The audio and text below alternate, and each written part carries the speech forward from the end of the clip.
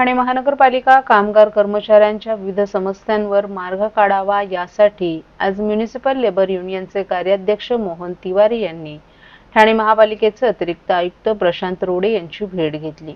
तसंच 7व्या वेतन आयोगावर आधारित वेतन श्रेणी सर्व प्रचलित भत्त्यांमध्ये 100% वाढ करून करण्यासाठी युनियन बरोबर करार करणं, चतुर्थ श्रेणीतून तृतीय पदोन्नती प्रक्रिया तात्काळ पूर्ण करणं आदी विविध विषयांवर सांगोपांग चर्चा केली।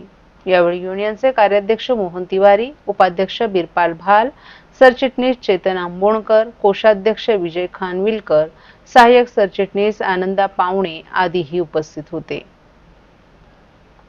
डिपार्टमेंट वाइज मीटिंगा लावायची आम्ही त्यांना विनंती केलेली आहे। जसं पाणी खात्यातले प्रश्न आहेत तर पाणी खात्याच्या अधिकाऱ्यांना बोलवून त्यांच्याबरोबर मीटिंग होणार आहे। त्याच्यानंतर आपल्या गार्डन विभाग आहे, गार्डन विभागातले जे प्रश्न आहेत त्याच्यासोबत गार्डन विभागाचा अधिकारी असेल त्याच्याबरोबर आम्ही बसून बोलणार आहेत। त्याच्यानंतर घन कचरा विभाग आहे, घन कचरा विभागाचे जे प्रश्न आहेत त्याच्यावरती त्यांच्याबरोबर चर्चा करण्यासाठी त्यांच्या अधिकाऱ्यांना बसवणार आहेत। घन कचऱ्यावरून मी तुम्हाला सांगतो की आता आपल्या इथे घन कचऱ्यामध्ये सर्वात मोठी अडचण अशी झाली की घन कचऱ्याच्या डंपर गाडीवरती जे कामगार असतात त्यांना 3-3, 4-4 तास वेटिंग करायला लागतं। म्हणजे काम पूर्ण झाल्यानंतर पण 3-4 तास काम करायला लागतं। तर त्यांना जो अधिकचा वेळ आहे त्याचं ओव्हर टाइम मिळावं किंवा मग त्यांना अधिकचा वेळ द्यायला लागू नये याची व्यवस्था त्यांनी करावी अशी मी त्यांना विनंती केली। मनीष जोशी साहेबांनी आम्हाला त्याच्यात माहिती दिलेली आहे की आमच्याकडे गाड्यांची कमी आहे डंपरची, ती आम्ही लवकरात लवकर वाढवतो आणि त्याच्याने मग ती पण अडचण दूर होईल। शिवाजी हॉस्पिटलचे आम्ही नर्स लोकांच्या भरत्या आहेत त्यांच्याविषयी सांगितलं। अनेक लोकांना सुट्ट्या मिळत नाहीत, त्यांच्या सुट्ट्या शिल्लक असतात पण दिल्या जात नाही। नर्स लोकांचे शनिवार रविवार या ज्या सुट्ट्या असतात, जसं आता शासनाने सांगितले की 5 दिवसाचा आठवडा करावा, तशी आम्ही त्यांना विनंती केली की ते तिकडे पण लागू करावं, फायर ब्रिगेड मध्ये पण लागू करावं। या अशा सर्व गोष्टींवर चांगली चर्चा झाली आणि त्यांनी सांगितलं की जास्तीत जास्त आम्ही प्रयत्न करू की तुम्ही ज्या मागणी केलेल्या आहेत त्या आम्ही पुढच्या आठवड्यापासूनच कामी लावू। तेव्हा मी तुमच्या माध्यमातून आयुक्त साहेबांना आणि रोडे साहेबांना आणि त्यांच्या सोबत असलेल्या सर्व अधिकाऱ्यांचे आम्ही आभार मानतो की त्यांनी आम्हाला वेळ दिला आणि कामगारांचे प्रश्न मार्गी लावण्याचं आश्वासन दिलं। धन्यवाद। बुद्ध पौर्णिमेच्या दिवशी संजय गांधी राष्ट्रीय उद्यानाच्या येऊर भागात वन विभागानं प्राणी गणना केली आहे। याकरिता 8 मचाण बसवण्यात आले होते। यावेळी पाणवठ्यावर मुंगूस, सांबार, लंगूर, रानमांजर, सर्प आणि गरुड असे प्राणी आणि पक्षी मिळून 61 वन्यजीवांची नोंद करण्यात आली आहे। यामध्ये सर्वाधिक 19 वटवाघुळांची संख्या होती। मात्र यंदा येऊर वन परिक्षेत्रात या प्राणी गणनेत एकही बिबट्याचं दर्शन घडलं नाही। ढगाळ वातावरणामुळे प्राणी बाहेर पडल्याचं प्रमाण कमी होतं अशी माहिती वन विभागाकडून देण्यात आली। संजय गांधी राष्ट्रीय उद्यानाचा एकूण 100 चौरस किलोमीटर क्षेत्रफळापैकी सुमारे 60% भाग येऊरच्या जंगलात येतो। या भागाच्या आजूबाजूला मोठ्या प्रमाणावर मानवी वस्ती आहे। काही ठिकाणी अतिक्रमण झाल्याचंही वन विभागानं नमूद केले। तरीही वन्यजीवांचं अस्तित्व टिकून असून त्यांची संख्या लक्षणीय आहे। या सर्व घडामोडींवर जंगलात कोणते प्राणी आहेत याची माहिती घेण्यासाठी बुद्ध पौर्णिमेच्या दिवशी येऊरच्या जंगलातील पाणवठ्यावर वन विभागाकडून पशुगणना करण्यात आली। या भागात बिबट्यांसह अनेक वन्य प्राणी मुक्तपणे फिरत आहेत। काही वेळेला हे प्राणी भक्ष्याच्या शोधात जंगलाच्या बाहेरही येतात। त्यामुळे माणूस आणि वन्यजीव यांच्यात संघर्षाची शक्यता निर्माण होते। त्यामुळे बुद्ध पौर्णिमेच्या रात्री दरवर्षी ही पशुगणना करण्यात येते। बुद्ध पौर्णिमा ही प्राणी गणनेसाठी योग्य वेळ असते, कारण त्या दिवशी चंद्रप्रकाश जास्त असतो आणि प्राण्यांची हालचाल तुलनेत अधिक असते। या नैसर्गिक प्रकाशात प्राण्यांचं निरीक्षण सुलभ होतं। वन विभागाच्या या उपक्रमामुळे जंगलातील जैवविविधतेची स्थिती समजून घेण्यासही मदत होते। यामुळे भविष्यातील संरक्षणाच्या दृष्टीने निर्णय घेणं सोपं होतं, अशी माहिती येऊर वन विभागाच्या अधिकारी ज्ञानेश्वरी शिंदे यांनी दिली आहे।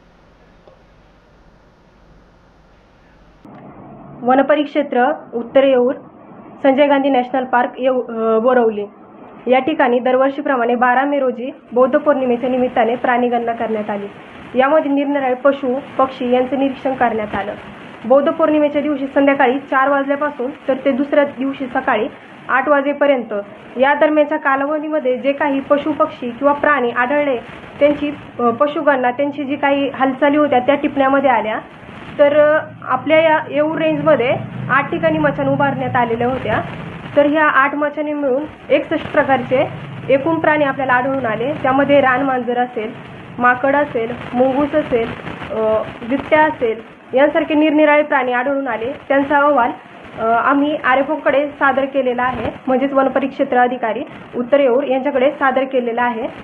आणि बौद्ध पौर्णिमेच्या दिवशी प्राणी गणना करण्याचं महत्त्वाचं कारण म्हणजे की या दिवशी प्रकाश खूप जास्त असतो आणि बौद्ध पौर्णिमा एक असा दिवस आहे की ज्या दिवशी प्रकाश जास्त असल्याने शिकारी देखील शिकारीसाठी मोठ्या प्रमाणावरती बाहेर पडत असतात आणि प्राण्यांच्या दृष्टिकोनातून हा दिवस महत्त्वाचा आहेच।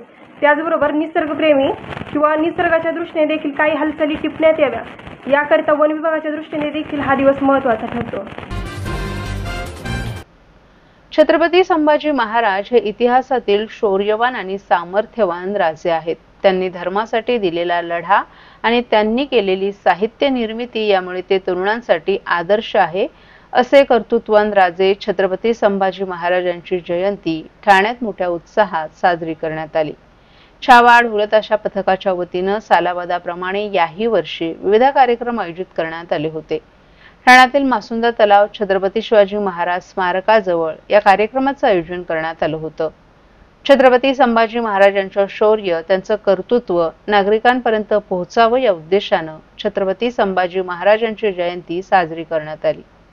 यावेळी आमदार संजय केळकर, निरंजन डावखरे, माजी नगरसेवक नारायण पवार, भाजपचे ठाणे शहर जिल्हा अध्यक्ष संदीप लेले, माजी नगरसेवक सुनीत जोशी तसंच सर्व पदाधिकारी, छावा ढोलताशा पथकाचे सर्व सदस्य आणि नागरिक मोठ्या संख्येने उपस्थित होते। यावेळी आमदार संजय केळकर यांच्या हस्ते छत्रपती शिवाजी महाराज यांच्या अर्धपुतळ्याला पुष्पहार अर्पण करून कार्यक्रमाला सुरुवात झाली। मयुरी हरड हिच्या माध्यमातून रांगोळी आणि व्याख्यान पार पडलं, तर शाहीर प्रवीण कणसे यांनी धर्मवीर संभाजी महाराज यांच्या जीवनावर आधारित पोवाडा सादर केला। कुमार गावकर यांच्या माध्यमातून लाठीकाठी मर्दानी खेळ सादर करण्यात आले, तर सोमनाथ पांचाळ यांच्या माध्यमातून तोफची प्रतिकृती आणि प्रात्यक्षिक सादर करण्यात आलं। यावेळी मोठ्या संख्येने नागरिकही उपस्थित होते। या संपूर्ण कार्यक्रमाला हिंदुनुपती छत्रपती थोरले शाहू महाराज पालखी सोहळा समिती आणि दोस्ती सामाजिक संस्था यांचं विशेष सहकार्य लाभलं। कारण छत्रपती शिवाजी महाराजांचा जसा पुतळा आहे तसा छत्रपती संभाजी महाराजांचा देखील असावा, याच्याकरता मासुंदा तलावाच्या समोरच्या भागामध्ये जी बाग आहे त्या ठिकाणी जी जागा आहे त्या ठिकाणी हा पुतळा उभारला जावा यासाठी मी कार्यरत आहे। मला निश्चितपणे खात्री आहे की महापालिका आणि शासनाच्या माध्यमातून हा पुतळा त्या ठिकाणी उभारण्याचं काम जे आहे त्याला मान्यताही मिळेल आणि हा पुतळा देखील उभारला जाईल। कारण की हा मध्यवर्ती ठिकाण आहे आणि संभाजी महाराजांचं शौर्य जे आहे ते दैनंदिन येणाऱ्या पिढ्यांना दिसलं पाहिजे, त्यांचं स्मरण राहायला पाहिजे आणि त्याच्यामुळे हा पुतळा लवकरात लवकर त्या ठिकाणी त्याला मान्यता मिळवून उभारला जावा यासाठी पुढच्या काळामध्ये देखील आम्ही सगळे शिवभक्त हे प्रयत्नशील आहोत। महाराष्ट्रातील भगिनींना आधार देणारी राज्य शासनाची मुख्यमंत्री माझी लाडकी बहीण योजना। या योजनेअंतर्गत अल्प उत्पन्न गटातील 21 ते 65 वयोगटाच्या भगिनींना मिळणार दरमहा 1500 रुपयांची मदत। अर्ज करण्यासाठी 31 ऑगस्ट 2024 पर्यंत मुदतवाढ। कुटुंबाचं वार्षिक उत्पन्न 2.5 लाख रुपयांपेक्षा कमी असलेल्या महिला पात्र। कुटुंबाकडे पिवळं किंवा केशरी रेशन कार्ड असल्यास उत्पन्नाचा दाखला आवश्यक नाही। पांढरं रेशन कार्ड असेल किंवा रेशन कार्ड नसेल तर कुटुंबाचं वार्षिक उत्पन्न 2.5 लाखांपेक्षा कमी असल्याचा दाखला आवश्यक। योजनेसाठीचा ऑनलाईन अर्ज नारी शक्ती दूत ॲप वरून किंवा पोर्टलवर भरता येईल। ज्या भगिनींना ऑनलाईन अर्ज भरता येत नसेल त्यांच्यासाठी अंगणवाडी, ग्रामपंचायत, वॉर्ड ऑफिस, सेतू सुविधा केंद्रामध्ये किंवा आशाताई बचत गटाच्या CRP यांची मदत उपलब्ध। आता आपल्याला अभिमानाने म्हणता येईल, सुखी आणि सुरक्षित आहे माझी लाडकी बहीण।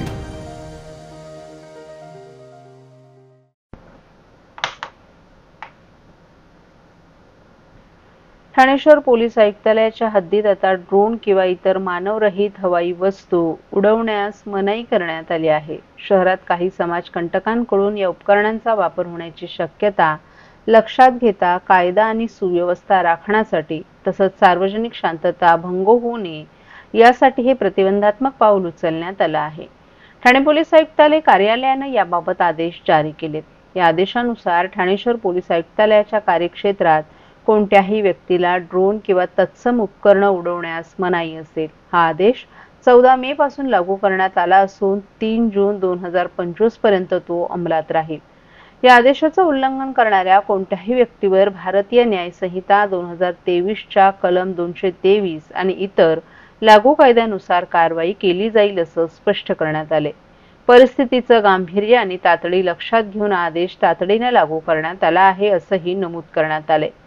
उपायुक्त मुख्यालय विशेष शाखा ठाणे शहर डॉक्टर श्रीकांत परोपकारी यांनी हे आदेश जारी केले आहेत.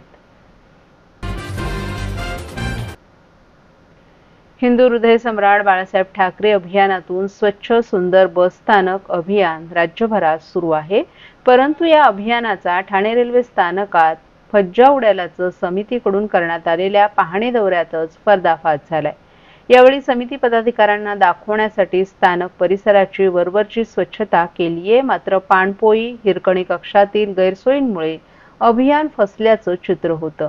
एसटी स्थानकाचं गतवैभव प्राप्त करून देण्यासाठी एसटी कडून राज्यात 23 जानेवारी ते 31 डिसेंबर या कालावधीत हिंदू हृदय सम्राट बाळासाहेब ठाकरे स्वच्छ सुंदर बसस्थानक अभियान सुरू करण्यात आलं आहे. यामध्ये स्थानकांचं सुशोभीकरण, स्वच्छता, अत्यावश्यक सुविधा, पिण्याचं स्वच्छ पाणी, विविध माहितीचे फलक, स्पीकरवरून प्रवाशांसाठी उद्घोषणा, आसन व्यवस्थेचाही समावेश आहे. अशा स्थानकाला समितीकडून भेटी देताना गुण दिले जातात. याच अनुषंगानं समितीकडून बुधवारी ठाणे रेल्वे स्थानक, वंदना आणि खोपट बस स्थानकांची पाहणी करण्यात आली. यावेळी बस स्थानकावरील सुविधांचा फज्जाही दिसून आला. याबाबत एसटीच्या वरिष्ठ अधिकाऱ्यांशी बोलण्यास नकार दिला. कडक उन्हाचे दिवस सुरू असल्यानं स्वच्छ पिण्याच्या पाण्याची सतत गरज भासते. मात्र स्थानकाजवळील स्थानकात पिण्याच्या पाण्याची सुविधा नाही. जुनी पाणपोई गेल्या अनेक वर्षांपासून बंद असल्यामुळे प्रवाशांना पाणी देखील विकत घ्यावं लागतंय.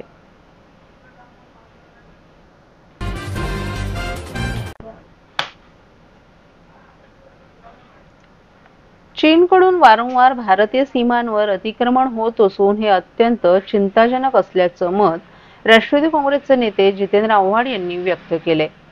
त्यांनी स्पष्ट शब्दात सांगितलं की चीन आपल्याला न सांगता भारतीय भूमीवर कब्जा करत आहे. ही तीच भूमी आहे जी 1947 साली आपली म्हणून जगासमोर जाहीर केली गेली आहे. चीन जर त्या गावांना आपली नावं देणार असेल तर तो भारताच्या सार्वभौमत्वावर आघात आहे. आपण याचा जोरदार निषेध नोंदवला पाहिजे असंही त्यांनी सांगितलं. आव्हाड यांनी इंटरनॅशनल मॉनिटरी फंड यावरही तीव्र टीका केली.